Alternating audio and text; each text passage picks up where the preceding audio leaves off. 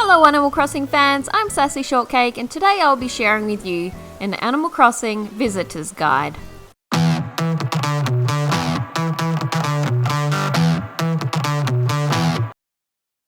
So here are all the visitors you can meet so far in Animal Crossing. We've got nighttime visitors, weekend visitors, and weekday visitors.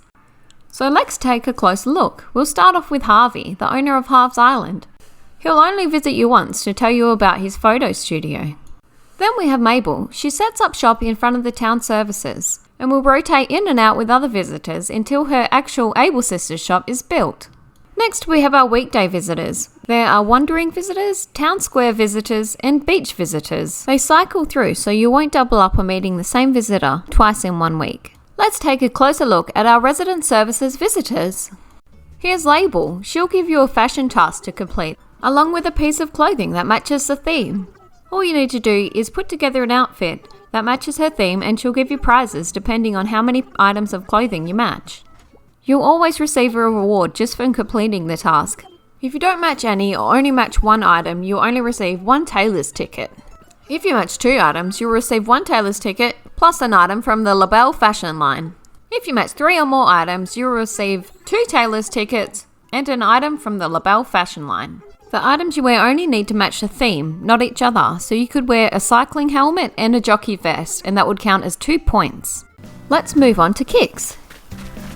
He has a pop-up shop selling shoes, socks, and bags. You can only receive these items from Kix, not from the Able Sisters, so it's always good to check out his store. He doesn't have many items, but you can usually find something worth buying here. The impish wings are technically a bag, and they're really cute. Our final weekday resident services visitor is Leif. He likes to sell plants, and you can also sell your weeds to him for double the price. He sells shrubs, seeds, and pumpkin starts. Pumpkin starts are half price for the whole month of October. The shrubs Leif sells are seasonal, so they only flower at certain times of year. Leif sells flowers that aren't native to your island, and the shrubs that he sells, the first 2 slots are always in season on your island. Let's move on to our beach visitors. I've included Pascal here, however he's not one of the visitors on rotation. He's an everyday visitor and you'll be able to encounter him once a day. He'll pop up for the first sea scallop that you find in the ocean. He won't appear if you've invited people to your island, so keep that in mind. He'll ask you to keep your sea scallop, and if you say yes, he'll put something into your pocket, usually a mermaid recipe or item, or a pearl.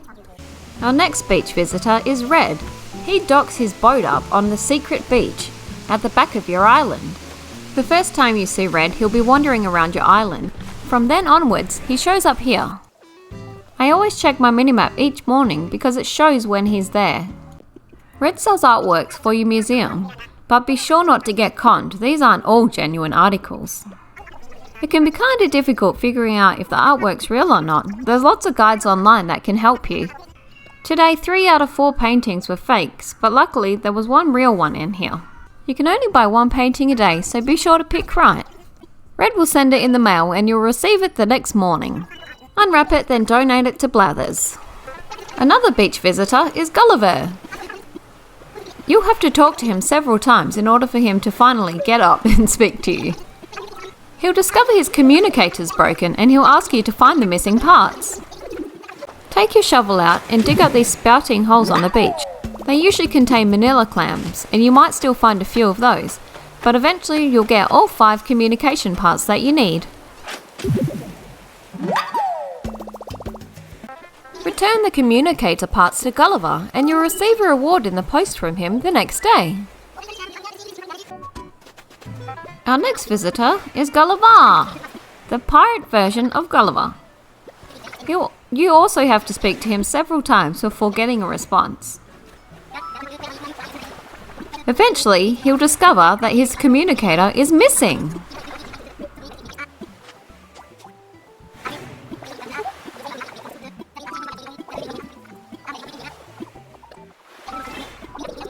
He'll ask you to go into the ocean and to look for it. For this task, you'll need a wetsuit. Swim around and deep sea dive on the bubbly spots until you find the communicator. Then return it to Gullivar. He'll be very relieved and call his crewmates. He'll also send you a present in the mail the next day. Now for our wandering visitors. These visitors will generally wander throughout your island throughout the day. Here's Flick. He'll buy your bugs for 1.5 times their usual price.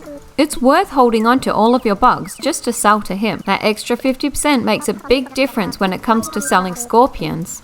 He also makes bug models. I think the butterfly ones are really cute and love to use them as decorations. You don't have to pay bells for this service, just give him 3 bugs of the bug that you're looking to model, and he'll make it for you and send it to you in the post the next day. Next we have CJ. You can usually find him close to a body of water. He'll issue you a sea sports challenge. Like Flick, he'll purchase your fish for 1.5 times their value. You can also ask him for collectibles, the same as the bugs. The only thing you receive for completing the challenge is the ability to sell fish to him. Our final wandering visitor is Sahara. She sells rugs in 3 sizes. She also sells mysterious flooring and wallpapers. You receive Sahara tickets for purchasing rugs.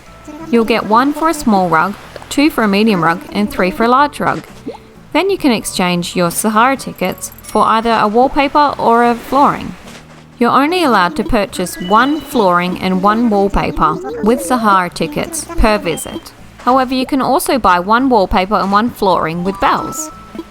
So each time she visits, you can purchase a max of 3 rugs, 2 wallpapers, and 2 floorings, but only if you've got 10 Sahara tickets. You'll receive a campsite visitor around 4 times a month. There's a bit to cover when it comes to campsite visitors, so I'm going to leave that for another video.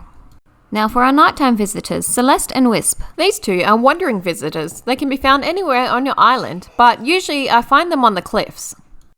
Celeste can only be found once a week, but she's not guaranteed to be found either. She'll only come when there are meteor showers, and she'll give you a recipe. These are special space and zodiac theme recipes that you can only get by speaking to Celeste. Celeste only comes on clear nights, but that doesn't mean you're going to get a lot of shooting stars. Meteor showers aren't all created equally. Some meteor showers are quite light, so it's best to look out for when Isabel tells you that a meteor shower will be happening, as usually then they're quite heavy on the shooting stars. Wisp is our other nighttime visitor, and funny enough, he's terrified of ghosts. You'll bump into him and give him quite a shock, so much so that you have to go and collect his 5 split-off pieces. Take your net out and go hunting for them. They can be quite hard to find sometimes, because they scatter near and far. Sometimes they hover over bodies of water like this one and can be hard to catch. And sometimes you'll find them close together like this. It can be somewhat frustrating finding them all, but once you have them all, go back and return them to Wisp. He'll be very grateful and offer you a reward. Something new or something expensive. I always choose something new because something expensive is a little risky. Wisp has a skewed idea of what expensive is. You can receive something up to a max total of 15,000 bells.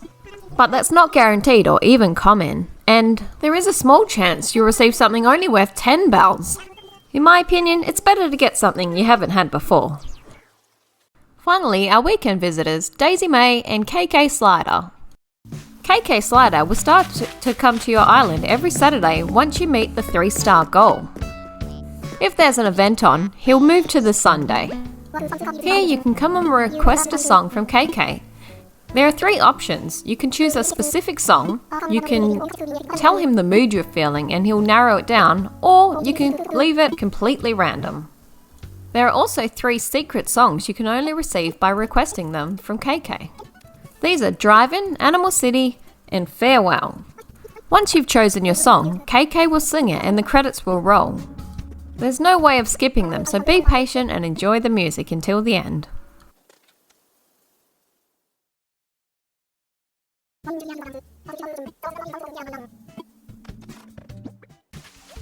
Once finished, you'll receive a song you can play in your personal music player. See you next week, KK! And our final visitor is Daisy-Mae.